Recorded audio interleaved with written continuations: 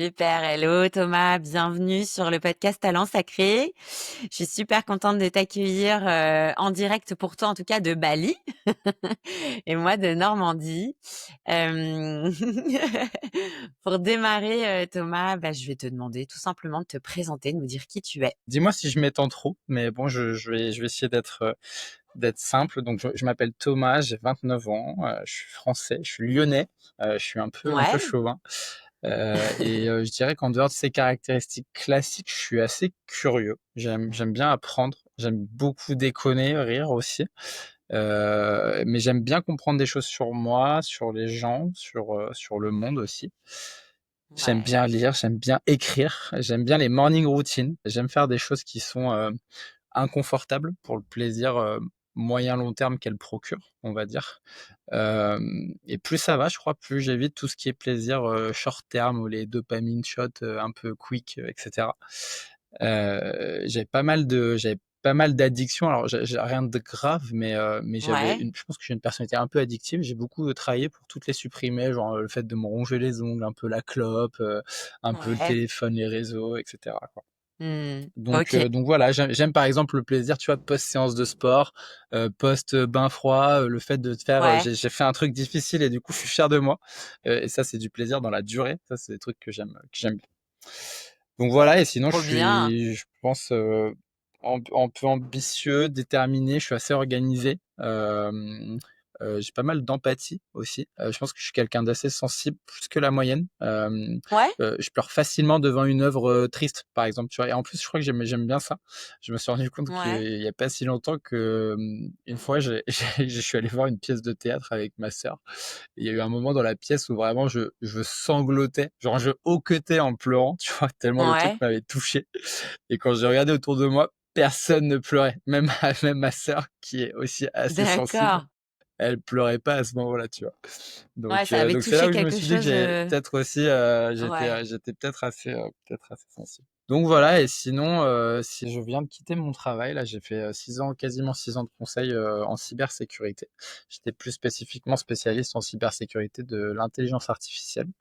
J'ai beaucoup aimé ce travail, ça m'a beaucoup formé professionnellement et même personnellement, c'était un vecteur de développement personnel très important. Et c'était mon but en fait en rejoignant du coup le conseil, c'est que je savais que c'était quelque chose qui allait m'aider à grandir, à progresser, etc. Et je m'étais toujours dit qu'une fois que je considérerais que j'aurais un bagage suffisant, je partirais pour essayer de faire des choses qui me font un peu plus vibrer au plus profond de moi. Et du coup, c'est ce que j'ai fait. Là, j'ai quitté mon travail pas très longtemps, tu vois, ça fait 2 semaines. Et donc là, j'essaye de travailler pour mettre en place une autre forme de travail, donc une activité qui soit plus libre géographiquement. Enfin, je veux Ok. être plus libre de mon temps et géographiquement aussi. J'aime bien tout ce qui est aussi production de contenu. J'aime beaucoup tout ce qui est développement personnel. Peut-être qu'on en reparlera, mais un développement personnel qui s'attache à la compréhension du monde, à la compréhension de soi. Et donc voilà, donc tout ça est encore un peu flou, mais en ce moment, j'ouvre une nouvelle page, un nouveau chapitre de ma vie professionnelle et je vais essayer de définir tout ça au fur et à mesure. Trop bien, génial. Merci beaucoup, Thomas. C'est hyper riche. J'ai déjà plein de questions à te poser, mais bon, on va y aller petit à petit.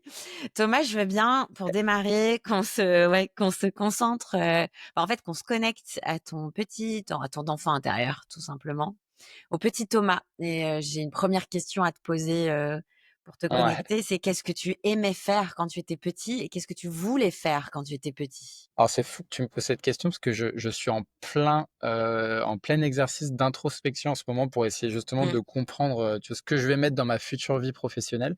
Et il y a un exercice qui est justement d'essayer de demander à mes proches et à mon entourage de me décrire petit et de dire ce que j'aimais faire petit. Donc j'ai pas encore eu toutes les réponses, donc je vais te donner Ah du coup, ouais? c'est un bon exercice, ça va me OK. permettre de moi dire ce que j'ai en tête. Il y a quelque chose qui a défini mon enfance, c'était le tennis. Moi, mon père m'a mis une raquette dans la main quand j'avais 3 ans, et ensuite ça a été Mmh. mon coach. Et moi, j'ai vraiment fait du tennis en compétition depuis un jeune âge. Donc de mes 3 ans à mes 18 ans, j'ai vécu tennis, mangé tennis, respiré tennis. Je rêvais d'être un sportif professionnel, etc. Donc je pense que c'est vraiment quelque chose qui a marqué mon enfance, et en tout cas ma construction en tant qu'adulte, enfin et même Mmh. adolescent et cetera, s'est faite autour du tennis. D'accord. Et du coup, je suis quelqu'un de très sportif, tu vois? Je pense que je aujourd'hui, j'aime faire du sport.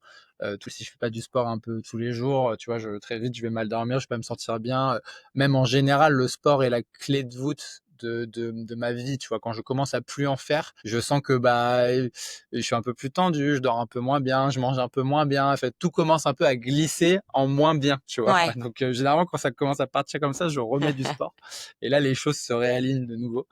Heu, donc, Mmh. hem, donc voilà, mais je pense que, en faisant l'exercice, j'ai eu quelques réponses de potes qui me disaient que alors c'est marrant, on se définit jamais comme ça. Enfin, moi, je me suis jamais dit que j'étais un mec drôle, mais je pense que Ouais, j'aime rigoler et du coup, j'aime faire des vannes et je pense que j'ai beaucoup fait rire mes potes, étant petit.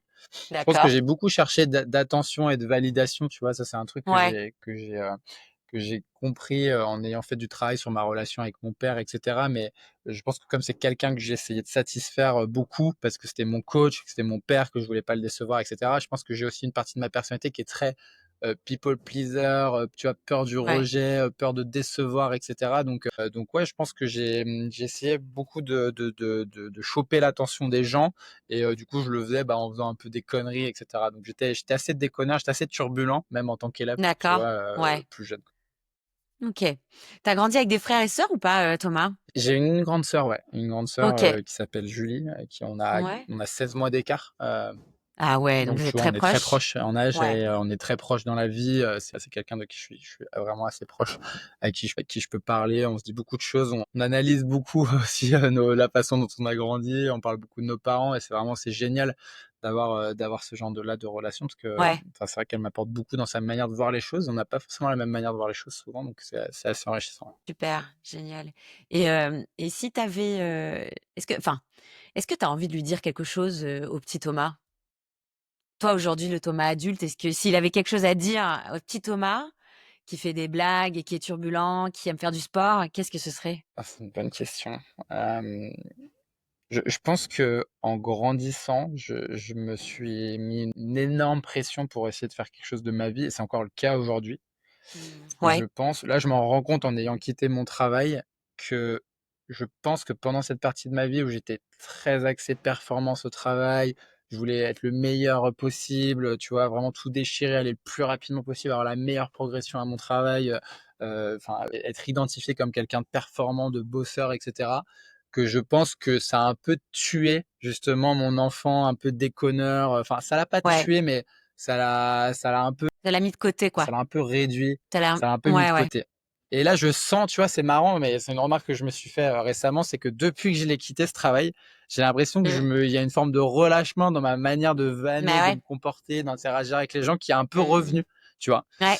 Bah, ouais, tu te Donc reconnectes voilà, à donc ton je pense enfant. que Mmh. c'est ça que je dirais, tu vois? C'est le côté, ne Mmh. pas perdre ce truc, où je m'amuse, où tu vois, j'aime faire des blagues, même si je fais des blagues de merde et que j'ai un humour de merde, c'est pas grave en fait, tu vois? J'aime bien ga j'aime enfin, je pense que pour la suite, j'ai envie de me dire que ce truc-là, je le garde dans ma vie, j'essaie de l'entretenir. En tout cas, j'y prête une attention particulière. OK, super. Et dans quel environnement, tu grandis, toi, Thomas? Si tu devais le décrire, ton Hem, environnement familial, et aussi là où tu vivais, hein? Est-ce que tu vivais à la campagne? Est-ce que ouais. tu vivais en ville? En fait, plutôt, c'était un environnement qui était très sain. Moi, je considère que j'ai Ouais, énormément de choses avec énormément de chance avec ma famille. ouais, J'ai une famille qui est très unie. J'ai des parents qui s'aiment, qui sont toujours ensemble. Ça fait 30 ans qu'ils sont mariés. On est hyper famille. On a fait plein de choses ensemble. Encore aujourd'hui, chaque année, on voyage ensemble. Alors que tu vois, j'ai bientôt 30 ans et ma sœur a 31 ans. Donc voilà, mes parents ont tout fait pour moi et ma sœur, en ouais, particulier mon père qui est quelqu'un qui a pas eu de père lui, il a une famille, très ouais. chaotique et il a vraiment essayé de nous donner à moi et ma sœur tout ce qu'il a jamais eu. Donc il a passé énormément de temps avec nous, il s'est énormément occupé de nous et franchement ça mon père, je serai jamais, suffisamment reconnaissant Mmh. pour le temps immense qu'il a passé avec nous, quoi. Mmh. Et donc voilà, après j'ai une famille, du côté de ma mère, il y a du côté de mon père, pardon, il y a pas beaucoup de famille du coup. Par contre, du côté de ma mère, il y a une grande famille, une famille, elle était issue d'une famille de 7 enfants, qui sont aussi très famille, tu vois? Donc moi, j'ai connu des D'accord. Noëls, à 40 avec, les 7 enfants, les enfants de tout le monde, les Génial! cousins, Ouais, et OK. j'ai adoré baigner dans cet environnement-là et d'ailleurs, je me suis rendu compte assez tard de la chance exceptionnelle que c'était. Enfin, tu sais, quand tu grandis en tant qu'enfant, pour toi, c'est normal, voilà, c'est ton environnement et cetera et puis après, en grandissant, je me suis rendu compte, bah, dans toutes les familles, c'est pas forcément comme ça, Ouais, c'est c'est vraiment une ça, chance et exactement. cetera donc Ouais, tout à fait. Ouais, donc tout à heu, donc fait. voilà, mais enfin franchement, j'ai été un enfant heureux, j'ai Ouais. adoré faire du tennis, j'ai adoré pouvoir être sur le court, j'adorais m'entraîner. À l'école, j'étais plutôt bon sans faire grand Ouais. chose, mais du coup, je foutais enfin, pour le coup, compte mes parents, ils me couraient un peu après plutôt sur le comportement, mais les notes, ça allait, tu vois? Mais je me suis jamais mis non plus une pression, de dingue et je pense que c'est arrivé plus tard. Tu vois? J'étais middle dans la classe et cetera, mais sans rien foutre et un jour, je me suis dit: «Putain, si je mettais un peu les curseurs, si je montais un peu les curseurs, j'essayais Ouais. vraiment de me dire: "Qu'est-ce qui se passe si je donne tout de moi?"» Et ça, c'est arrivé plus tard, tu vois? Et ça a été c'était un énorme, ouais, une chose de curiosité pour moi de me dire, «OK, si je pousse un peu les curseurs, que je suis rigoureux, que je suis organisé, que je mets toute mon énergie sur quelque chose, jusqu'où je peux aller». Génial. Donc voilà, j'ai un peu digressé, pardon Amélia, mais enfin Non, c'est fait globalement, pour. Ouais, non, c'est environnement très super. sain Environnement sain, environnement très génial, sain et enfance heureuse franchement, très je pense sur ça, je touche du bois, je fais partie des gens, très, très privilégiés. génial. Super Thomas et comment ça se passe pour toi l'adolescence? Comment il est le Thomas de l'adolescent? Bah, un peu turbulent, c'est ce que je te Toujours? disais tout à Ouais. l'heure. On Ouais, garde cette ouais, je pense que turbulence-là, ouais? ouais, je pense. Bah, Mmh. enfant, je me rappelle plus exactement comment j'étais, mais je pense que je partais quand même un peu dans tous les sens, beaucoup d'énergie, et cetera. Et à l'adolescence, ouais, je faisais beaucoup le coup en cours, je faisais beaucoup de bêtises. Je pense que ça, c'est un problème que j'ai réglé plus tard. Je pense que je l'ai encore un peu aujourd'hui, ce truc-là, mais un côté très influençable. Tu vois, je D'accord. pouvais très vite admirer quelqu'un, aimer le contact avec quelqu'un, et du coup me laisser très beaucoup influencer par cette personne. Et je pense que dans mon Ouais. adolescence, j'ai eu deux trois copains qui étaient pas des super bonnes influences pour le coup, et tu vois, avec qui j'ai fait beaucoup de bêtises. Alors on a beaucoup rigolé, mais je pense que c'est des gens qui me tiraient pas forcément par le haut. Et mes parents me le disaient, tu vois. Et d'ailleurs, mes parents ont toujours été très cool pour ça parce qu'ils nous ont laissé faire. Ils m'ont jamais interdit de voir personne, etc. Ils ont vraiment laissé faire notre bout de chemin tout en nous disant ce qu'ils en pensaient. Tu vois, c'est un truc d'éducation que j'aurais envie de reproduire, je pense, plus tard. De pas Ouais. empêcher, mais quand même donner ton avis et dire bon bah là, moi je te dis que non, mais bon après toi si tu veux y aller, c'est toi, Mmh. c'est ta vie, tu fais ce que tu veux quoi. Et donc Clair. voilà, mais c'est après il y a des choses que j'ai cliquées après. Mais il y avait un pote en particulier qui était pas, je pense, une super bonne influence et avec qui j'ai beaucoup traîné au collège, un petit peu moins au lycée, mais un peu au collège et du coup voilà. Mais adolescence avec quelques petits moments compliqués. J'ai eu en Ouais. gros une rupture amoureuse très difficile à 16 ans, mon premier amour. D'accord. Ça je pense, c'est Ouais. l'événement qui a marqué mon adolescence. Il y en a eu deux gros. Il y a eu celui-là où en fait j'étais fou amoureux d'une fille et qui représentait tout ce que j'aimais chez une fille. Elle avait un an de plus que moi et tu sais au lycée Ouais. Ouais, c'est ça vrai. représente tout. Enfin, tu regardes un peu les grands Mmh. comme ça alors qu'il y a quelques Ouais, mois c'est de clair. différence parfois juste avec eux. Et elle faisait du surf, elle faisait du piano, elle était jolie, c'était une des potes de ma sœur. Enfin, elle avait tout quoi. Et moi je me disais, moi qui était un gars assez timide, c'est ça, tu vois. Dans mon adolescence, j'étais très timide. Je pense que pour moi D'accord. c'était difficile d'aller voir les gens et de parler. J'avais Ouais. un côté extrêmement réservé. Et d'ailleurs, ce pote que je voyais beaucoup, lui, c'était un mec qui avait la tchatche, par contre, tu vois. Et c'est quelqu'un Oui, que je forcément. suivais parce que pour lui, c'était facile de créer du contact et c'était un truc de facilité pour moi d'être avec lui parce que du coup, il abordait les gens. Et après, moi, une fois que j'étais dans un groupe, ça allait, mais vraiment d'aller voir les gens, j'étais ultra timide. J'ai mis longtemps à craquer ce truc-là. Et enfin, tu vois, je pense que j'étais pas hyper good looking, etc. à l'époque. Et, euh, et en gros, quand j'ai commencé à voir que je pouvais plaire aux filles, c'était incroyable pour moi. Et en l'occurrence, cette fille, je me disais, ouais, c'est fou. Enfin, tu vois, j'aurais jamais cru que je pouvais plaire à ce genre de fille, quoi. Et donc voilà. Et donc en fait, on a fait notre première fois ensemble. Bon, c'était une amourette. Tu vois, ça faisait 3 mois qu'on était ensemble. On a fait notre première fois ensemble. Et le lendemain, elle m'a trompé avec son ex. Alors que moi, franchement, j'étais fou amoureux d'elle. Et ce Ouais. truc-là m'a vraiment fait mal. Ce truc-là m'a vraiment Ah ouais, ouais. blessé, tu vois. Je pense que Je comprends. jusqu'à aujourd'hui, dans ma façon Mmh. d'envisager les relations amoureuses, ce truc-là m'a suivi. C'est un truc que j'ai dû retraiter encore plus tard. Enfin, il y a un truc de, tu vois, il y a eu un Thomas blessé là à ce moment-là, vraiment, qui a été vraiment dur à, qui a été, et tu vois, j'ai failli redoubler ma première. Enfin, au tennis, les résultats étaient catastrophiques. Enfin, ça m'a beaucoup affecté, quoi. Et j'ai passé des semaines vraiment difficiles. Je pense que c'était la rupture, enfin, en tout cas, le truc de relation amoureuse qui était le plus dur pour moi à traverser. Tu sais, quand t'es amoureux la première fois, Ouais, tu c'est te clair, jettes corps et âme dans ce truc-là. T'as aucun carrément. bagage, t'as aucun filtre. C'est plein, c'est entier. Tu te dis que c'est Ça, merveilleux, c'est vrai. qu'il peut rien t'arriver, etc. Et en fait, d'avoir été brisé comme ça au démarrage, je pense que c'est vraiment un truc qui a été hyper dur. Donc voilà, donc il y a eu ça. Et je pense que derrière, ça a pavé un peu le chemin sur le fait que, tu vois, j'ai eu beaucoup de mal à mettre en relation en couple, ou en tout cas faire en sorte que ça marche. Mmh. Et après, j'ai eu beaucoup de relations très superficielles en fait avec les femmes. Je laissais jamais vraiment des Une choses femme se rentrée dans faire, ta se vie? nouer. Voilà, Ouais. c'était assez compliqué. Et je pense que jusqu'à tard, enfin, pendant très longtemps en tout cas, je l'avais pas formulé. Enfin, moi, je me disais que c'était cool, qu'en fait, je pouvais plaire et que c'était bien, donc on en profiter. Mais tu vois, il y a un moment donné où je voyais que quand même, moi, j'avais plus d'aventures que mes potes, voire beaucoup plus, et je me disais bon, en fait, il y a peut-être un autre truc. Enfin, il y a peut-être un autre truc à traiter que juste le fait que tu t'amuses, quoi. Donc voilà. Donc il y a eu un peu ça. Et OK. après, il y a eu une relation, il y a eu la relation avec mon père s'est un peu crispée autour de mes 16 ans parce que moi, je commençais à avoir ma vision un peu du tennis, j'avais mon avis, tu vois, je voulais un peu être Oui. dans l'échange avec lui. Et lui, c'est quelqu'un qui est très old school, qui est dans sa manière de penser, qui pensait qu'il avait enfin, qui pense qu'il a la vision juste. Et du coup, c'est quelqu'un qui j'arrivais pas à être forcément dans le dialogue. Les choses se sont tendues, moi étant hyper têtu et lui aussi. Enfin, il y a un truc de communication qui passait pas. Mmh. Donc voilà, et je crois que c'est à 17 ans qu'il y a un moment où, puis en plus, c'était mon père, mon prof, donc il mélangeait parfois un peu tout. Et parfois, il y avait des trucs à la maison que j'avais pas le droit de faire parce que je m'étais mal entraîné. Donc oui, la tension montait à la maison jusqu'au jour où j'en ai eu marre. Et on s'est D'accord. un peu battu, tu vois, on s'est un peu attrapé. Ouais. Et puis je suis parti de la maison 2 jours et voilà. Et puis on n'a jamais reparlé de ce truc-là. Mais j'ai arrêté de m'entraîner avec lui. Et ça a été un événement qui m'a poussé à aller chercher de l'émancipation derrière. Je suis parti en Australie pour un échange qui était le pays globalement le plus loin du monde possible.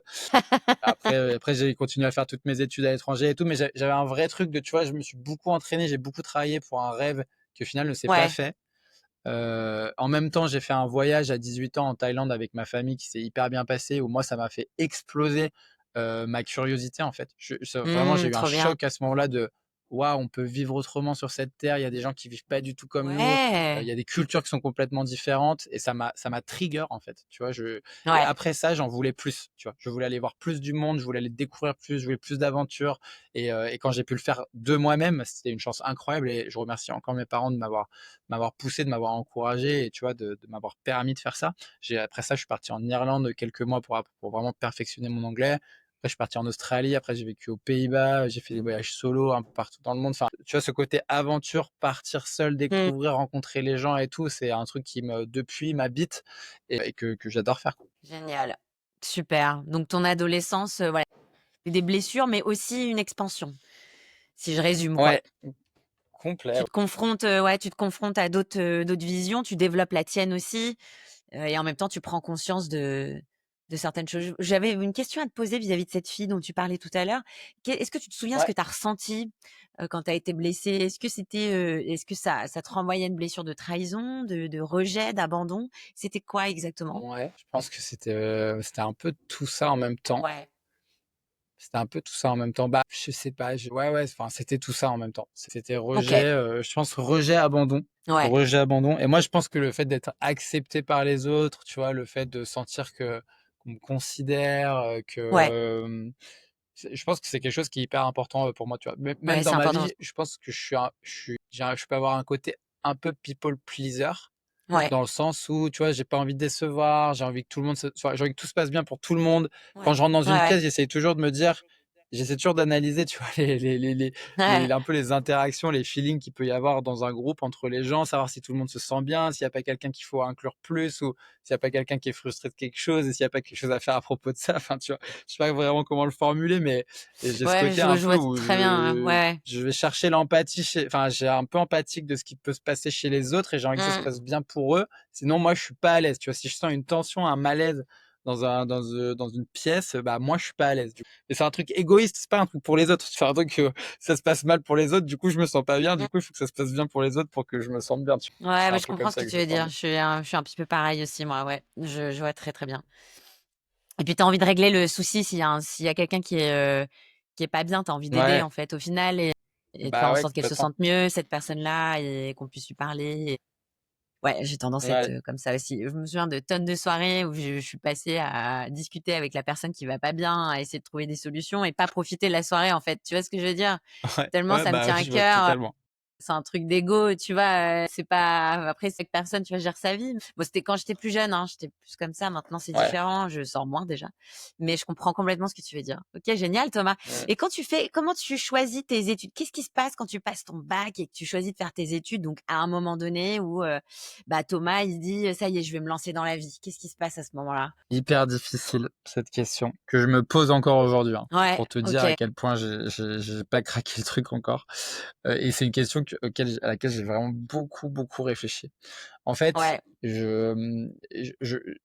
un problème depuis le départ, en fait. Ce que je pensais être un problème, c'est que j'étais vraiment très curieux de tout et j'ai ouais. l'impression, en dehors du tennis, de n'être passionné par rien. J'ai pas un truc, genre, j'avais des potes, ils voulaient être médecins, ils voulaient être avocats, ils voulaient être ci ou ça, c'était hyper clair dans leur tête depuis longtemps, etc. Moi, j'ai l'impression que tous les sujets m'intéressaient et franchement, j'étais pas très décidé et du coup, je voulais pas me fermer de porte, tu vois. Je voulais me Ouais. garder les options les plus ouvertes possibles pour être capable de choisir peut-être plus tard. Et donc voilà, donc c'est pour ça qu'après le bac, je suis parti faire des études de droit Sciences Po. Donc tu vois, Ouais. assez large, c'était une double licence où je pouvais à la fin soit faire du droit, soit faire de la Sciences Po, qui à nouveau m'ouvrait un milliard de possibilités, tu vois. Donc ça, je l'avais Ouais, bien c'est clair. compris au départ. Et du coup, c'est ça que je voulais faire. Après ma licence, j'ai compris que le droit, globalement, c'était pas fait pour moi, même si je suis quand même allé au bout de ma licence, etc. Mais c'est beaucoup de par cœur. Enfin, il y avait des trucs qui étaient intéressants, mais dans la mécanique de pratique du droit, il y a quelque chose qui me plaisait pas. Tu vois. Je Mmh. n'aimais pas faire ça, quoi. Même si je pouvais aimer en discuter ou aborder des sujets de fond, mais vraiment, tu vois, de faire des syllogismes, des cas pratiques et tout, ça me passionnait pas, quoi. Et puis surtout de l'apprendre par cœur, on apprenait vraiment tout par cœur. Enfin, je me rappelle que mes études de droit Sciences Po, c'était du par cœur. Et ça, c'est un truc où Ouais, c'est clair. j'en veux beaucoup à l'éducation et je pense que ça, c'est vraiment quelque chose que j'ai envie de mettre en place plus tard, en termes de projet entrepreneurial ou quoi, Ouais. mais d'autres manières d'étudier, quoi, d'autres manières d'apprendre. Tu vois, quand je suis arrivé en Australie, quand je suis arrivé aux Pays-Bas, c'était la mode qui était plus anglo-saxonne, où Ouais. tu fais tes lectures avant d'aller en cours et ensuite tu Mmh. discutes des lectures en cours. Ouais. Déjà, tu débats les idées, tu vois, et c'est un truc Ouais, plus c'est clair. participatif, etc. En France, c'est un prof qui parle pendant 3 heures, tu prends le maximum de notes voilà, possible et à la fin, tu apprends tout ça par cœur et tu recraches le mieux possible à l'examen. Enfin, la mécanique est complètement débile quand tu y Ouais, penses, c'est quoi. clair. Donc bon après, voilà, je regrette pas, mes études, elles m'ont appris à écrire, elles m'ont appris à réfléchir, elles m'ont appris à analyser et cetera. Je pense que j'ai des bonnes capacités analytiques grâce à ça. Mais par contre, Mmh. ouais, c'était quand même assez limité, tu vois? Je suis arrivé en conseil pour mon premier taf, j'avais jamais ouvert Excel, j'avais jamais ouvert PowerPoint de manière très anecdotique. Voilà, j'avais jamais, fait un CR de réunion, tu vois? Enfin, je sais pas, mais il y a des trucs, j'avais pas fait de stage, parce qu'à la fac, on ne pousse pas à faire des stages. Enfin, c'est pour ça que pour le coup, Mmh tout mh. ce qui est école de commerce, ingé et tout, je trouve qu'il y a quand même un truc un peu de professionnalisation, quoi.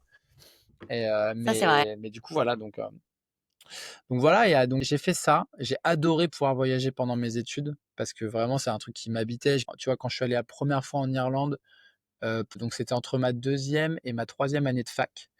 Et je Ouais. suis parti 3 mois pour travailler pour une entreprise qui s'appelait Google Nest. Je sais pas si ça te parle, c'est un petit thermostat intelligent que tu connectes à ta maison. Et en fait, je faisais le Ouais. support client de ça.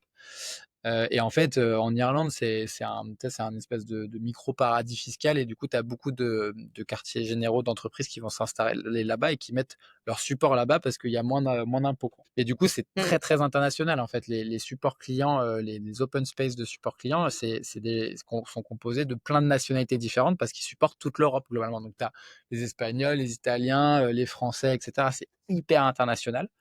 Et moi, du coup, en partant, en travaillant là-bas, je supportais évidemment la France, mais aussi le Royaume-Uni, l'Irlande, etc. Je recevais d'ailleurs des appels, moi qui avais un anglais scolaire à l'époque où, tu vois, j'avais pas trop poussé sur l'anglais. recevais des Ouais. appels de grand-mère de Northern Ireland là qui me parlaient avec un accent à couper au couteau, mais je comprenais rien. Après, c'est comme ça qu'on apprend, mais ça a été Ouais. heureusement que j'avais des potes du coup du niveau 2 du support. Quand c'était comme ça, je les envoyais direct là-bas et ils pouvaient me sauver. Donc j'ai adoré être dans un environnement international, cosmopolite, rencontrer plein de gens. Ça, c'était vraiment génial. Et puis, c'était la première fois que je vivais seul. Quand je suis rentré, j'avais qu'une envie, c'était de repartir. Je fais quand même ma 3e année de fac. Et après, je suis parti faire mon master en Australie. Et là, ça a été une expérience qui a été transformante pour moi. Je pense que la Génial. personne que je suis aujourd'hui, c'est faite en Ouais. Australie. Je Ouais. me suis construit en Australie, j'ai testé mes limites en Australie, je suis allé pousser plein de trucs, je me suis émancipé, j'ai fait tellement la fête parce que tu vois, avec le tennis en compétition, j'ai pas fait beaucoup la fête.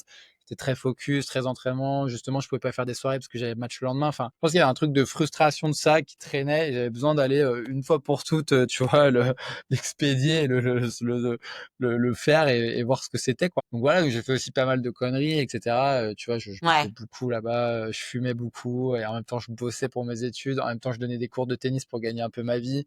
Et Ouais. donc ça a été Super. une année à 1000 à l'heure, mais Ouais. génial, tu vois, Ouais, ouais. tellement structurante cette année-là, c'était exceptionnel. Et voilà, et après ça, je voulais pas rentrer en France parce que Ouais. je me suis dit là, si je rentre à Lyon chez mes parents, je pense que vraiment je vais crever, ça sera pas possible. Et du coup, je suis parti aux Pays-Bas. J'ai trouvé un autre master pour faire une espèce de master 2 si tu veux, mais aux Pays-Bas. D'accord. Et là, Ouais. finalement, je suis resté 2 ans. J'ai fait mon master, c'est super bien passé. Là, les Pays-Bas, ça a été une année beaucoup plus, ça a été une année beaucoup plus sérieuse. En fait, je suis rentré de l'Australie en mode, bon, bah, c'est bon, tu t'es bien amusé, maintenant, il va falloir faire quelque chose de ta vie. C'est là-bas que j'ai Mmh. commencé à faire des morning routines, à me lever à 5h30 du mat, à mettre sous contrôle ma gestion des finances perso. J'ai commencé à me former sur les ETF, j'ai commencé à me former sur l'immobilier. J'ai fait une super année universitaire. J'ai écrit un master, une thèse de master méga solide, tu vois, en peu de temps. Là, pour le coup, je me suis un peu rêvé. Enfin, tu vois, l'Australie, c'était en mode, bon, bah, c'est trop bien, t'as vécu en intensité, etc. Mais maintenant, qu'est-ce que tu vas faire de ta vie, quoi? Et aux Pays-Bas, j'ai commencé à me poser ces questions-là. Et je pense que ça a été le début, justement, un peu des morning routines, du développement personnel Mmh. pour moi. Et j'avais mis un pied dedans. Après, j'ai recommencé à beaucoup lire. Je lisais beaucoup de développement personnel, tous les trucs méga classiques de développement personnel. Au début, je les ai Ouais. lus, je buvais les paroles de tout. Tu sais, toujours un peu influençable sur les trucs que les mecs un peu intelligents peuvent dire. Mais je pense que ça m'a. Maintenant, j'ai beaucoup plus de recul là-dessus. Tu ferais Ouais. toutes ces années de lecture, etc. Mais là-bas, il y a un truc qui s'est passé, il y a un truc qui s'est réveillé en moi de OK, c'est parti maintenant, je vais faire quelque chose de ma vie, quoi. Génial. Et alors, j'ai 2 questions. La première, Ouais. ah non, bah, on va commencer par la plus importante que j'ai envie de poser depuis un moment. C'est quoi ta morning routine? Raconte-nous. Bon, C'est quoi ta beaucoup morning routine? cette Et question. ouais, ouais, c'est quoi ta morning routine? Et surtout, deuxième question, qu'est-ce qu'elle t'apporte? Qu'est-ce que tu vois? Enfin, qu'est-ce qu'elle a transformé en toi, cette morning routine-là, depuis que tu l'as fait? Ouais, c'est une super question. Qu'est-ce que c'est ma morning routine? Déjà, c'est assez évolutif. Début, tu vois, quand j'avais lu un livre qui s'appelait, je crois que c'était le 5 AM Club. Je pense que c'est celui-là. Il y en a quelques-uns sur le fait de se lever à 5 heures du matin, mais je crois que c'est celui-là que j'avais lu. Et en fait, ils te donnent dedans des espèces de savers, ils appellent ça, qui sont toutes les activités que tu peux faire dans une morning routine. Et tu vois, tu as les trucs classiques, genre visualisation, méditation, écriture, Mmh. tout ça. Et donc au début, moi, je me mettais une pression de fou et du coup, je voulais tout faire. Mais comme je travaillais, j'avais pas le temps de tout faire. Du coup, tu vois, j'ai énormément expérimenté avec les morning routines. Elles ont beaucoup bougé. Encore aujourd'hui, elles bougent beaucoup, mais je pense que maintenant, j'ai un rapport sain par rapport à ça. Au début, je faisais tout. En fait, ça me mettait une pression de fou. Et la morning routine qui était censée me faire me sentir bien dans ma journée était potentiellement le truc qui me stressait le plus parce qu'il Ouais. suffisait que je me lève 5 minutes en retard et tout et je me rendais compte qu'en fait tout décalait, j'allais pas avoir le temps de tout faire, etc. Mmh. Et donc ça, c'était une première chose. La deuxième chose, c'est que moi, j'avais un rapport où du coup, je me mettais une pression de fou pendant un temps, mais comme c'était pas tenable dans la durée, bah, ça explosait et je repartais sur une routine et une hygiène de vie dégueulasse pendant 4 mois. Et puis après, au bout de 4 mois, je me disais, bon bah maintenant c'est bon, il faut que tu t'y remettes. Donc je m'y remettais méga sérieux, méga carré pendant 4 mois. Et après, au bout de 4 mois, bah je pétais un plomb parce que c'était trop dur à tenir et je repartais dans une routine dégueulasse. Et tu vois, j'ai eu un truc très cyclique les premières années comme ça où c'était un peu on and off. Je le faisais, plus j'arrêtais de le faire, plus je le refaisais, etc. Et je pense Ouais. qu'avec les années, j'ai appris à être plus doux avec moi-même et Mmh. à leur relâcher les choses quand il fallait les relâcher. Ouais, ouais. Et donc voilà, et donc je les adapte. Donc Maintenant, il y a des phases où je vais beaucoup plus lire, il y a des phases où je vais plus méditer, et cetera, mais je les adapte. En ce moment, là, tu vois, je viens d'arriver à Bali. Ce qui est cool ici, c'est que tout est fait pour faciliter la morning routine. Et là, j'en ai une Ouais. que j'adore. Enfin, en tout cas, celle que je mets en place en ce moment, je l'adore. Et elle me prend du coup plus de temps parce que du coup, comme je travaille plus aussi, j'ai le temps de prendre mon temps. Et je pense que c'est aussi pour ça que Mmh. je l'apprécie beaucoup plus. Et donc, généralement, je me lève et je vais à la salle et il y a un bain froid là-bas à 4 degrés. Du coup, je me mets direct dans le bain froid et j'essaye de Ouais. tenir en Trop gros entre bien. 3 et 4 minutes. J'ai pas mal progressé là sur les derniers jours. Mais le Ouais. froid, c'est quelque chose qui a fait, enfin, ça a été un peu un tout, enfin, en tout cas, ça a été un des trucs qui a changé beaucoup de choses pour moi. Et quand j'ai recommencé à mettre du froid dans ma vie, et ça, c'était il y a déjà 2 ans, moi, je prenais des douches froides plutôt. C'est un truc qui a vraiment fait la différence. Tu vois, c'est un truc qui me fait me Ouais. sentir bien le matin. C'est dur Ouais. à faire, mais quand tu sors, tu as une décharge de dopaminergique de fou qui te dure globalement toute la matinée. Enfin, c'est un truc de feel good que j'ai jamais voulu enlever après parce que c'était trop bon, quoi. Tu vois, c'est vraiment, c'est trop bien le froid. Donc parfois les gens me regardent avec des grands yeux en me disant t'es un malade, etc. Mais en fait moi c'est un truc de survie. Enfin c'est un truc de putain je l'ai fait, c'est trop bien pour moi, je pourrais plus Mmh. l'enlever. Tu vois c'est pas dur pour moi. En fait. Alors je te mens pas, il y Ouais. a des matins t'as pas envie d'y aller, mais une fois que t'arrives à péter un peu cette barrière et te fous sur la douche et que t'as passé tes 2 minutes et tout, putain tu sors, t'as pas froid du tout, t'es trop bien, tu te sens réveillé, tu te sens en place pour commencer ta journée. Donc le froid. Après, là, je me fais ma petite séance de sport, mais avant que je faisais pas ça, je faisais juste ma routine. Et après ça, OK. généralement, j'ai un petit exercice sur la créativité en ce moment, donc j'essaie d'écrire 3 pages le matin, peu importe ce Ouais. qui sort, mais comme j'ai envie de créer des choses, du contenu, etc. Ça, c'est quelque chose qui m'aide à faire du tri dans ma tête, ancrer des choses aussi, des pensées qui parfois peuvent être furtives, mais là, je les attrape et j'arrive à les cristalliser, à les foutre sur le papier. Et franchement, c'est assez intéressant. Je fais pas cet exercice depuis longtemps, mais ça fait 2 semaines, tu vois. Et plus ça va, plus je prends confiance aussi dans cet exercice-là et j'arrive à. Moi, je suis assez content de ce qui se passe dans ma tête avec avec cette petite habitude-là. Donc, je pense que ça, je vais continuer. Donc ça. Génial. Et puis après, il y a lecture. Il y a lecture d'affirmation aussi. J'ai une vision board que je me suis fait Ouais. sur l'année globalement sur Trop ce que j'ai bien. envie de faire cette année, etc. Par exemple, tu vois, j'ai toujours considéré que j'étais quelqu'un de pas créatif, que moi j'étais quelqu'un de sportif et Ouais. pas créatif. Du coup, je me suis écrit une affirmation qui est tu es créatif et j'essaie de me répéter ça tous les matins. Et c'est fou, tu vois, ça peut paraître con et tout pour pas mal de gens, mais je sens, c'est des changements qui, au fur et à mesure des jours, sont subtils, mais je sens que Oui. ça impacte ma manière de penser, ça impacte la manière dont je me parle dans ma tête. Tu sais, Ouais, on a c'est tous clair un quand peu tu parles à ce toi-même. Ouais, ouais, self-talk. ouais. Ouais, Voilà, c'est et en clair. fait, il change, tu vois. Maintenant, quand j'écris quelque chose, je me dis plus c'est nul, tu vois. Je me dis, ok, t'as produit quelque chose. On s'en fout que ce soit Mmh. bien, pas bien. Ce qui compte, c'est que t'es écrit, tu vois. Et donc, il Exactement. y a des petites choses comme ça qui commencent un peu à cliquer. Donc voilà. Et j'essaye de pas toucher mon téléphone généralement les 2 premières heures de la journée. Il y a un Ouais. truc Mmh. que je faisais bien avant, que j'aimais bien, c'était de me réveiller avec la lumière naturelle. Ça, c'est un des Ouais. trucs quand tu regardes tous les gourous, Huberman, etc., tous ceux qui parlent un peu de créativité, qui parlent de sommeil. Ça, c'est le truc qui peut améliorer la façon dont tu te sens et ton sommeil, etc. C'est de te réveiller naturellement avec la lumière du soleil, de regarder le soleil avec les premières lumières pendant 2 minutes globalement. Et ça, c'est un truc, ça améliore ton cycle circadien, ça améliore ton sommeil. C'est que du bénéf, quoi. Mais ça, j'avoue que j'arrive pas trop à le faire. Donc voilà. Donc ça, c'est sur la routine du moment, tu vois, mais vraiment, elle évolue et je la laisse évoluer. D'accord. Parfois, je peux sentir que j'ai besoin de plus écrire parce que je suis dans une phase d'introspection. Tu vois, je débute Mmh. un nouveau chapitre de ma vie professionnelle. J'ai besoin d'ancrer des choses dans ma tête, d'écrire. Parfois, je sens que j'ai pas du tout besoin de faire cette introspection, donc j'écris moins, voire j'écris pas. Et je lis beaucoup, quoi, parce que ce que j'ai envie de faire, c'est m'enrichir de nouvelles idées ou profiter d'un bon roman. Donc voilà, il y a un peu tout ça. Du coup, pour Super. répondre à ta deuxième question sur qu'est-ce que Mmh. ça m'apporte, je Mmh. pense que pendant longtemps, euh, ça me donnait un sentiment d'essayer de faire quelque chose de ma vie, tu vois. Et que si D'accord. j'avais pas trouvé du sens encore avec le travail que j'avais à l'époque, etc., en tout cas, je me mettais dans les bonnes conditions pour en trouver à un moment donné, tu vois.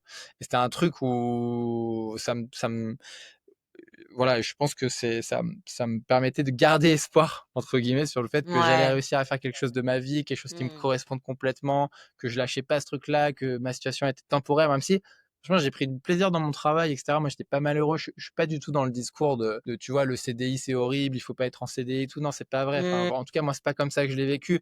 Mon CDI, il a été exceptionnel. C'était une super école. J'ai travaillé avec des gens incroyables. mon taf était hyper stimulant, j'ai pris énormément de plaisir. C'est juste que maintenant j'ai besoin, je suis arrivé, tu vois, j'ai presque 30 ans, on a tous un peu ces questions existentielles à cet âge-là et j'ai besoin de faire des choses qui ont plus de sens pour moi, quoi, qui me font Mmh, c'est vibrer clair. moi et le projet de Mmh. cette boîte me faisait pas, vibrer le plus profond de moi, quoi et je crois que c'est ça que je veux Mmh. aujourd'hui dans ma vie, tu cette recherche-là que j'essaye OK. d'avoir. Bah, Que raconte-nous donc voilà et justement, ouais, pardon, je t'ai coupé. Donc voilà, ouais, vas-y, peut-être vas-y. pardon, un dernier élément, Pardon. je pense que Ouais, l'autre truc, c'est que je pense que ça m'apportait aussi un sentiment de fierté. Comme ça, c'est un truc qui est dur à faire. Enfin, je pense qu'il y a ouais, 2 choses. Il y a le sentiment de fierté de se dire: «C'est dur de le faire» et du coup, à la fin de ma semaine, quand je m'étais levé tous les jours à 5h30, que j'avais tenu ma routine, que tu vois, j'étais en mode poing serré, je suis fier de moi, quoi et ça, c'était ouais, un truc qui m'amenait de la satisfaction, je pense et je pense qu'il y a un autre truc qui est un peu plus un truc d'ego, j'ai pas complètement formalisé ma pensée autour de ça, mais qui est le fait de se dire, tu vois, je pense que il y a pas beaucoup de monde qui le fait. Du coup, le fait de le faire, moi, ça me rend un peu différent. Peut-être que ça m'aidera à faire des choses qui sont un peu différentes, un peu meilleures. Voilà, il y a peut-être ce truc aussi un peu, je pense qu'il me vient un peu du tennis et tous les tennisman ont un peu un ego parce que tu as besoin de te convaincre que tu es le meilleur, que tu es différent et tout. Et je pense que ça, c'est un truc qui m'aidait un peu à entretenir ça.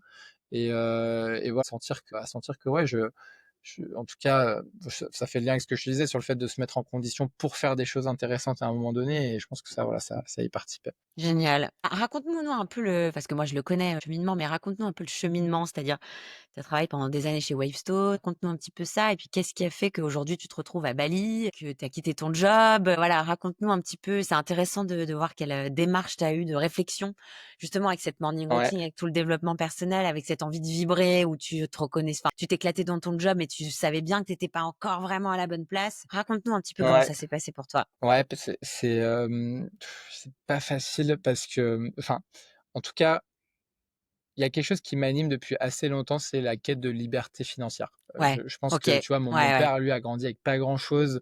Ma famille, franchement, j'ai eu beaucoup de chance et la famille du côté de ma mère avait un peu plus de moyens et cetera et moi, j'ai jamais grandi sans manquer de rien. Je peux pas dire que, genre, je veux la liberté financière parce que j'ai grandi dans le manque, tu vois? C'est pas Mmh vrai. mh. Par contre, le fait d'être je pense que j'ai un rapport à la liberté où j'aime l'idée de me dire que je dépends de personne et que je dépends, et ça de manière presque absolue, tu vois? C'est-à-dire que je dépends pas d'un employeur et que tous les choix que je peux faire dans ma vie, je suis tellement libre que je peux les faire, sur des choix qui sont pas basés sur l'argent, quoi. Ouais, Donc je pense que ça m'a animé assez tôt. Quand je suis rentré d'Australie, je me suis dit que j'avais vraiment mal géré mes finances et quand le premier truc de développement personnel sur lequel je me suis mis, c'était la gestion, des finances personnelles. J'ai commencé à ouais, traquer mon budget, j'ai commencé à vraiment me renseigner sur comment tu fais ça correctement et après en tirant le fil, je suis allé plus loin, tu vois? J'ai fait, comment tu investis en bourse, donc je me suis formé sur les ETF, je me suis mis en place une petite stratégie et cetera. Après ça a été l'immobilier. Je me suis formé sur l'immobilier, j'ai fait un investissement locatif et cetera, tu vois? Mais là, j'espère en faire d'autres bientôt, mais tu vois, en tout cas, il y a quelque chose dans ma vie qui s'est structuré à ce moment-là de me dire, je construis ma liberté financière. C'est quelque chose qui va prendre du temps, mais dès aujourd'hui, je fais des choses pour demain, être en mesure d'avoir cette situation-là, quoi. Donc pour moi, il y a 3 leviers de liberté financière. Tu as le 1er, c'est la bourse, mais mmh, ça prend très longtemps parce que c'est les intérêts composés. Tu vas mettre de côté un peu chaque mois, tu vas le placer, ça va capitaliser et au bout d'un moment, à 50-60 ans, bah, tu as 1 000 000, mais c'est génial, mais c'est à 60 ans, quoi. Après, tu as l'IMO, c'est trop bien aussi parce que tu fais un mmh, levier sur l'emprunt bancaire. Donc la banque te mmh. prête des sous et en fait, c'est tes locataires qui te remboursent ton appart. Donc bah, en fait, toi, tu pas besoin de sortir tant de sous que ça et du coup, c'est un super levier, mais c'est pareil, tes apparts, ils seront remboursés dans 25-30 ans, donc c'est super, tu seras Mmh. vraiment propriétaire, mais c'est pas tout de suite, quoi. Et Ouais, donc, ouais, il y c'est a le ça. dernier levier qui est pour moi le vrai levier, c'est le côté business, tu vois? Tu mets en place un business et là, pour le coup, bah, peut-être qu'en 4-5-6-7 ans, tu arrives à avoir un truc qui est rentable, à bien te payer, et cetera. Moi, j'ai compris ça tard, tu vois? Je pense que j'ai commencé par le mauvais bout. Je pense que si c'était à refaire, je commencerais bien par la partie business. Mais en même temps, j'étais super content d'être dans une boîte où, tu vois, le conseil, c'est très structuré, c'est très processé, c'est les meilleurs process, tout est méga optimisé. Et en fait, ça a été une super école. Moi, je suis sorti d'école, je te dis, je pense que je savais bien réfléchir, je savais bien écrire, super, je savais bien discuter des choses, mais j'étais pas apte professionnellement. Et en fait, le conseil, ça m'a taillé, ça m'a formé. Tu vois, je suis arrivé en conseil, je savais pas ce que c'était un serveur informatique, j'ai jamais participé à une réunion. Je suis sorti, du conseil, je pilotais une offre de 30 personnes, j'ai passé une offre de 0 à 2 millions en 2 ans, j'étais expert en sécurité de l'IA qui est un truc méga niche, d'expertise et cetera. Enfin, tu vois, en 5 ans, la transformation a été fabuleuse et je Mmh. regrette pas du tout, quoi. Je suis content de pouvoir partir du conseil maintenant avec ce bagage-là, que je vais pouvoir appliquer à mes projets, mais je sais que j'ai une confiance maintenant dans mon bagage, qui est trop cool, quoi. Je suis trop content d'avoir fait ça. Et en allant en conseil, je savais que c'était pour ça que je le faisais, tu vois? Je savais que c'était pas le cœur de ce que je voulais faire, mais que c'était un bagage, du coup, pour la suite, quoi. Et donc voilà, mais à un moment donné, tu vois, je faisais des voyages solo, j'ai claqué mes 5 semaines de vacances à chaque fois que je faisais du conseil, puis je partais, je prenais du recul sur ma vie et je me disais: «Putain, faut vraiment que tu partes là, c'est plus possible, c'est Ouais, bon, tu as passé assez de temps, vas-y». Et tu vois, ça m'a pris quand même 5 ans et demi pour partir mais voilà, j'ai fini par prendre ma décision. Je pense que c'était le bon moment en vrai pour moi. Il y a ouais, eu un petit truc de logistique qui a fait la différence. En France, quand tu as fait 5 ans dans un CDI temps plein, il y a un dispositif qui s'appelle démission reconversion. Il faut avoir un CDI non interrompu pendant 5 ans. Et mmh, une fois que tu as fait ça, tu peux démissionner. Et moi, dans le conseil, en fait, ils prennent pas de rupture co. Donc, tu peux pas avoir de rupture co et avoir un chômage sur une rupture co. Donc, tu dois forcément démissionner pour quitter ton travail, sinon ils te gardent, quoi. Et donc voilà. Et donc moi, le fait de pouvoir démissionner avec ce dispositif et d'avoir du coup un chômage, parce que du coup, quand tu crées une entreprise, enfin, il faut démissionner et créer une entreprise. Mais moi, j'ai créé une entreprise, tu vois, de conseil en freelance. Enfin, c'était pas méga compliqué à faire et ça m'a permis d'obtenir ça et d'avoir du coup la liberté. Là, j'ai 1 an et demi pour tester ouais. des choses, tester des formats, essayer de construire bah, le futur de ma vie professionnelle. Mais j'aurais jamais pu le faire, je pense, en tapant dans mes économies. Ça Mmh. aurait été trop de pression. Tu vois, là, je le fais avec un niveau de confort qui est vraiment cool. Et pour ça, franchement, je critique beaucoup la France et tout, mais moi, c'est un truc, ça a été un vrai accélérateur Ouais, pour c'est moi, et clair. même Mmh. un facilitant. Enfin, je pense que j'aurais pas pu le faire sans ça. Mmh Et je mh. suis trop content de pouvoir, tu vois, tester ma vraie enfin, aventure entrepreneuriale avec cette forme-là de sécurité, et c'est trop cool. Donc voilà, donc pour te répondre, tu vois, il y a un peu un côté liberté financière. Et j'avais envie de tester de l'entrepreneuriat depuis longtemps parce que j'y crois. Je sais que c'est une bonne manière d'atteindre cet objectif-là pour moi. Et en même temps, tu vois, je suis très curieux et j'aime faire plein de choses. Et tu vois, par exemple, l'investissement immobilier, c'est un vrai truc entrepreneurial pour moi. Ouais. Et c'est Ouais, un ouais, c'est projet qui clair. est tellement multi-compétences. Tu dois Mmh. comprendre un marché, visiter des biens, faire la déco, faire un dossier bancaire, comprendre la fiscalité. Enfin, Mmh mh. j'ai adoré faire un projet qui me permette de taper dans autant de choses différentes à la fois. Ça m'a vraiment complètement stimulé, tu vois. Je sentais que l'entrepreneuriat, c'était un truc qui me parlait et qu'à un moment donné, j'allais vouloir me lancer. Ouais, puis tu fais des choses pour toi. Je trouve que Mm. enfin moi, c'est vraiment le truc, c'est le truc que j'aime le plus en tant qu'entrepreneur, c'est que tu fais des choses en fait, tu choisis tes clients, tu choisis comment tu as envie de Ouais, c'est ça. travailler. Tu le fais à ton image, quoi. Tu vois, Ouais, à ton tu mets du, image. du toi Mmh. dedans, tu C'est mets ta ça, patte, tu mets tes valeurs, tu c'est mets ça. tes envies. T'as pas envie de le faire, tu le fais pas, ou tu Ouais, trouves une autre solution. Donc carrément. ça vient avec pas mal de responsabilités, et surtout une capacité à, je pense, enfin, traiter des problèmes. Entrepreneur, c'est que ça, c'est que résoudre des problèmes. Ouais. Donc faut réussir à le faire avec du sang-froid, de la tranquillité, pas être anxieux de tout, etc. Carrément, carrément. Ah ouais, ouais. Puis t'es obligé de faire un travail sur Mais toi, voilà, hein. mais après, Ouais, à côté de ça, la liberté et ouais, je pense que tu as raison. Je pense que tu es obligé de faire un tu travail sur toi, de te obligé. comprendre, de te Ouais. connaître, de savoir comment tu réagis dans telle et telle situation, de savoir aussi, tu vois, ça, c'est un vrai truc où je me rends compte que je suis devenu excellent là-dessus. C'est que quand tu es dans un CDI temps plein, tu choisis pas tes variables, tu choisis pas ton environnement. Du Ouais. coup, quand tu es dans un travail, bah, en fait, de facto, tu es dans un environnement, il te convient pas, mais tu te poses pas la question. Et quand tu sors de ça, bah, en fait, tu es obligé de toi choisir les gens avec qui tu vas travailler, où tu vas C'est travailler, clair. dans quelles conditions, quand est-ce que tu es le plus efficace, et du coup, comment tu t'adaptes par rapport à ça. Enfin, en fait, tu contrôles toutes les variables, Mmh, et carrément. ça, c'est exceptionnel. Enfin, Mmh moi, mh. j'adore pouvoir faire ça en ce moment et me dire, bah, je choisis tout et je choisis ce qui me convient le mieux, et c'est trop bien, quoi. C'est exactement ça. Génial. Petite question, classique un peu de mon podcast. C'est quoi pour toi être un homme, Thomas?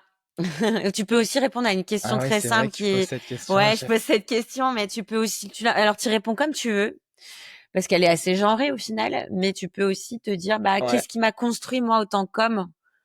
Comment je me sens homme en fait? C'est quoi pour moi me sentir homme, par exemple? Si je reformule les questions. Ouais, ouais, je vois, je vois. Je vois. Hem, je pense que je suis pas trop dans le enfin, Je saurais même pas te définir tant la masculinité. En tout cas, Mmh moi, ce mh. que ça m'invoque, c'est le côté un peu homme viril, fort, et cetera.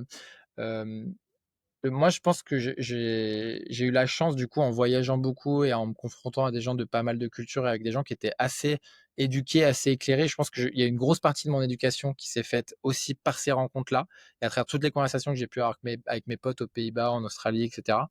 Et il y a un truc que ça m'a appris, c'est le côté, tu vois, parler de ses émotions, c'est important, enfin, faut pas être dur pour être dur, au contraire, montrer un certain niveau de vulnérabilité, c'est quelque chose qui crée toujours du positif. C'est quelque chose dont tu as toujours peur, mais qui crée toujours forcément du positif derrière parce que ça te rapproche des gens, ils ont l'impression, enfin, c'est un truc qui crée de la confiance aussi, et Complètement. cetera, enfin, voilà. Je pense que j'ai développé un rapport à la communication aujourd'hui qui est, je pense, vraiment sain.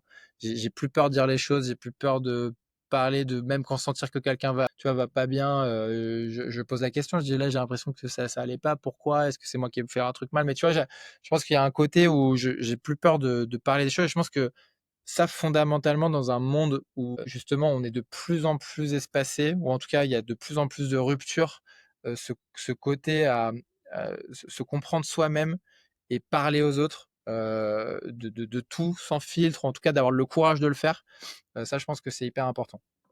Et sur le fait d'être un homme, tu vois, je faisais mes petits exercices d'introspection là, et cetera, et il y avait un exercice, c'était les 3 personnes qui m'inspirent, et dans une des personnes, j'ai parlé de mon grand-père. C'est quelqu'un que j'ai pas connu, tu vois, Ouais. qui est mort, un 7 janvier. Moi, je suis né un 22 décembre et il est né le 7 janvier suivant.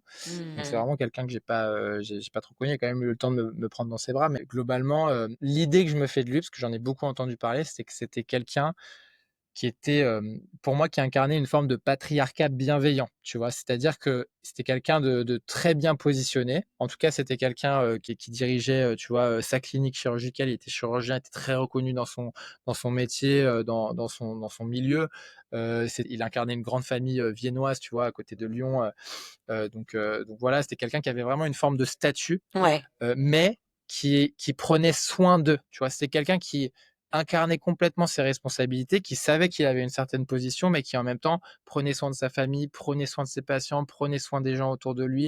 Donc, il y avait une forme de, tu vois, je connais j'ai des responsabilités, mais je les assume avec charisme, avec intégrité, et je crois que ça, fondamentalement, c'est une forme d'être un homme que j'ai envie d'incarner. Tu vois? Ce côté, où voilà, je suis influent, mais dans le bon sens du terme, par mes valeurs, par mon intégrité, par le respect, par les choses que je transmets autour de moi, par ma vision aussi, dans ma capacité à emmener les gens, à construire, à entretenir une forme de vision et à Mmh. emmener les autres avec moi Mmh. dans quelque chose qui soit positif, qui soit sain.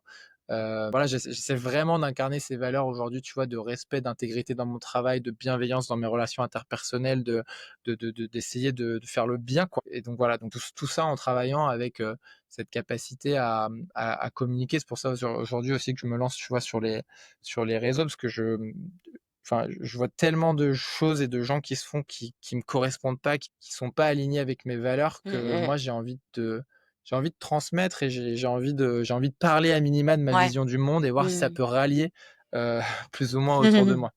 Et Ouais, bah, c'est comme ça que ça marche, hein. c'est un peu ça. Tu rayonnes et puis après tu attires à toi, les personnes ou les situations qui sont alignées avec tes valeurs, hein. Ouais. C'est souvent ça. Et donc voilà, vision, intégrité, et communication, et une forme de vulnérabilité dans ce qu'on fait, dans notre manière Super.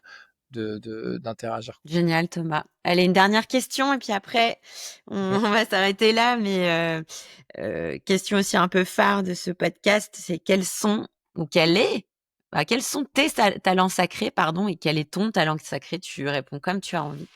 Mais selon toi, c'est quoi OK. ton grand, grand talent? Vraiment ce qui fait que tu es arrivé sur terre et que tu as choisi de venir sur terre pour exprimer dans le monde, quoi. Bah, écoute, je suis plein dans cette question en ce moment. J'essaie vraiment Ouais, de mettre le doigt dessus. ouais.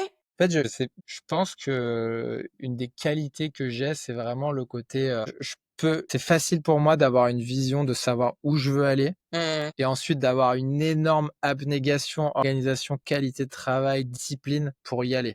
tu vois? Et je pense que là où d'autres peuvent fatiguer, se relâcher, enfin ou en tout cas, perdre espoir et cetera, moi si j'ai le laser, objectif en tête, je lâcherai pas tant que Ouais, j'y serai pas, tu vois? ouais, Et je suis pas la personne la plus créative, je suis pas celle qui a le plus d'idées, je suis pas le mec qui parle le mieux en public, tu vois? Je pense que je suis un peu middle dans toutes ces qualités-là. Par contre, sur le côté, leadership, tu vois, essayer de fédérer les gens, d'essayer de faire en sorte que tout le monde s'exprime, de donner une cohérence au bateau, tu vois? Pour qu'il avance le plus vite, le plus loin possible. Je pense que ça, c'est un de mes talents, quoi. super. Donc voilà et après le reste, franchement, comme tout le monde, j'essaye de faire de mieux que je peux. En tout cas, j'essaye de m'améliorer tous les jours. J'essaye de comprendre qui je suis, j'essaye de comprendre, quels sont mes blocages, quels sont les trucs qui ont influé sur moi pour faire en sorte que je pense ou que je me comporte d'une certaine manière et j'essaie toujours de remettre en question ça pour voir s'il n'y a pas une autre histoire à écrire, Ouais, même dans la façon dont je me raconte, dans la façon dont je raconte l'histoire de ma famille, mes croyances limitantes aussi, tu vois? Je parlais du fait de pas être créatif, mais ouais, alors que tu le lèves je foncièrement. je pense que Ouais, être ouais, créatif, c'est aussi trouver des peut-être, tu solutions. vois? Mais en tout cas, j'essaye de me le dire maintenant, tu vois? Ouais, ouais, J'essaie ouais. complètement, il Mmh. y a il y a mille manières d'être créative Bien sûr, c'est et clair. heu et donc voilà, donc ouais, enfin, tu vois? Se comprendre soi-même, ça, je pense que j'ai Ouais. tellement travaillé là-dessus dans ma vie que maintenant ça devient une qualité. Peut-être qu'un jour, j'accompagnerai les gens là-dessus parce que je me suis tellement Ouais, posé ces questions-là carrément. et puis ouais et puis sinon, côté un peu leadership, ouais. C'est un peu ouais, ça, je crois. Je sais pas, je me reposerai la question plus longuement parce que c'est une bonne question Ouais, et elle mérite un peu de temps de ouais, réflexion. ouais, c'est clair. Bon Thomas, c'est quoi tes projets là? Tes futurs projets? Bah, Donc là, écoute, 2 mois et là, demi, tu es 2 mois et demi à Bali, c'est ça? Mmh. ouais, bah, là, en gros, si tu veux, je suis venu à Bali parce que j'accompagne une Ouais, fille qui s'appelle Chloé Alves qui est géniale, qui a ouais. aussi un podcast qui s'appelle l'Odyssée où elle met en valeur des gens, au parcours atypique, qui sont aussi assez inspirants. Mmh. J'adorais ce qu'elle fait, je la suivais déjà depuis un moment Ouais, et puis, hein, elle a posté un post LinkedIn où elle demandait de l'aide parce qu'en gros, elle avait beaucoup de choses à faire. Elle écrit un livre en ce moment et cetera donc c'était compliqué pour elle de joindre les 2 bouts. Elle cherchait de l'aide donc j'ai envoyé un mail en lui disant: «Écoute, moi, je quitte mon travail, j'adore ce que tu fais et si tu veux, je ouais. t'aide. Je pense que j'ai des choses à t'apporter. Je pense que toi, tu as plein de choses à m'apporter et qu'à mon avis, ça serait bien qu'on bosse ensemble. Ça serait ultra bénéfique pour tous les 2. Mmh mh. Et du coup, bah, elle a accepté et comme elle a écrit son livre depuis Bali, c'est pour ça que je l'ai rejoint. Donc là, aujourd'hui, j'essaie de l'aider le possible. Elle m'apprend plein de trucs, elle m'apporte énormément de valeur parce qu'elle a un peu d'expérience sur LinkedIn et évidemment sur la création de Mmh contenu. mh. Donc je prends vraiment beaucoup de choses à ses côtés. Et bah, le but, c'est, tu vois, moi, de lancer aussi mon podcast. Je pense que Ouais. j'essaie de cadrer un peu les choses. Et ça sera quelque chose, tu vois, sur un peu le développement. C'est pas très, très clair encore, mais en tout cas, c'est une forme de développement personnel, mais justement une nouvelle forme de développement personnel que j'ai envie d'incarner. Je trouve que le développement personnel aujourd'hui, il a un côté un peu, tu vois, un peu fade, un peu pour les gens bah, qui sont un peu perdus, qui savent pas où ils veulent aller. Moi, je veux un développement personnel des gens qui se sentent bien dans leur tête, Ouais, c'est clair. qui sont bien dans leur vie, mais qui veulent plus, tu vois, qui veulent mieux, qui veulent faire plus. C'est ce genre-là de développement personnel que j'ai envie d'incarner. Et justement, c'est comment tu as les clés pour te comprendre toi-même, comprendre le monde autour de toi, la Mmh. société, nous aussi en tant qu'êtres humains, tu vois, nos biais cognitifs et cetera. C'est plein de sujets que j'ai envie de creuser et puis, surtout comment agir du mieux possible dans ce monde-là, donc tout ce qui est en rapport à l'apprentissage d'une nouvelle compétence, maîtriser son corps, maîtriser sa voix, tu vois, par exemple, maîtriser son corps physiquement, le sport et cetera. Il y a vraiment quelque chose dans l'interaction avec le monde aussi que j'ai envie de creuser. Trop bien. Donc voilà, donc pour l'instant, je suis un peu dans tout ça. C'est très riche, c'est Génial, très mais dense. Tu vois, je fais plein ouais. de petits exercices pour essayer d'aller chercher un peu les fondements au fond de moi de ce que ça veut dire et comment je peux mettre de ça dans mes projets parce que je pense que c'est ça qui compte. Et voilà, donc à suivre. Ouais, c'est hyper créatif. Tu l'es créatif, hein, Ouais, Thomas? pour le coup. Pour le coup, tu l'es, Écoute, hein, donc à voir, on en c'est reparle une dans croyance dans limitante là. 5 ans. Mais tu l'es foncièrement, mais clairement. Sûrement, sûrement, Génial. Bon, sûrement. en tout cas, c'était un bonheur de d'échanger avec toi. C'est hyper Bah ouais, riche, c'est pareillement. dynamique, il y a plein de belles idées, il y a une belle énergie en tout cas avec toi, donc bah, je peux que te souhaiter, du bonheur et de la réussite et de l'épanouissement surtout dans tes prochaines aventures, Thomas. Bah, écoute, merci beaucoup Amélia, c'était un plaisir en tout cas pour moi aussi. J'ai l'impression d'avoir beaucoup parlé, c'est toujours bizarre quand tu parles beaucoup et quand même Ouais, mais tu c'est tu finis, normal, tu hein. dis que tu as Ouais. beaucoup parlé. C'est fait pour, Mais en hein. tout cas, merci pour Merci pour l'invitation. J'étais très, très flatté que tu me proposes et surtout bravo pour aussi, ce que tu fais de faire, ces choses-là qui te font vibrer toi. Ouais, Maintenant, tu sais, une fois que tu commences à produire du contenu, tu te rends compte de ce que c'est de produire des choses, c'est de te clair. lancer, de t'exposer, Ouais, grave. de t'exposer aussi au jugement des autres et du coup, bah, énorme respect pour ceux qui le font et pour ce que tu fais donc. Super, merci beaucoup Thomas. Je te dis à bientôt et profite bien de Bali. Super, merci Amélia. Merci, À plus. à Salut. bientôt, salut.